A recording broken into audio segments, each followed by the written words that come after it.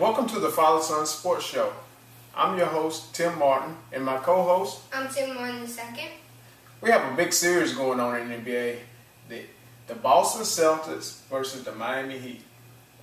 Well, the Miami Heat just beat the Boston Celtics in Game 1, so that's 2 in a row.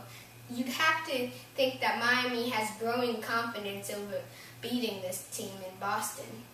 I noticed Dwayne Wade was the leader.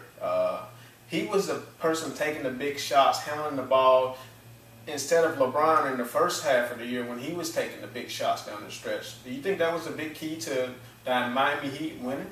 Yeah, I do believe it was the big key.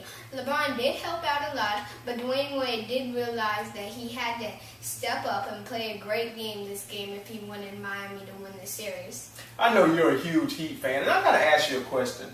This is a great movie, Ratatouille, that we saw as a family. And this guy, he was a chef during the movie, and he had a rat underneath his hat that controlled him, and the rat really was the star. That kind of reminds me of the Miami Heat, Pat Riley and Eric Spoelstra. Is Pat Riley going to be able to lead this Heat team from underneath the hat to a championship? Well, no, probably not. I think that he eventually is going to have to step up like this rat right here and become his own man. As this series get into Game 3, 4, 5, and 6, and ultimately Game 7, what do you think will be the keys to whether the Heat wins this series or the Boston Celtics wins the series? How aggressive Dwayne Wade is. If they double team him, he has to make the right passes. He better get to the rim. I don't want to see him taking 10 to 20 jump shots a game. You got to see Dwayne Wade get to the rim and attack the hoop. And what does Chris Bosh have to do in this series to help this team? He has to be an aggressor and a consistent rebounder. And from the Celtics standpoint in this game, Paul Pierce, he has to stay in the game.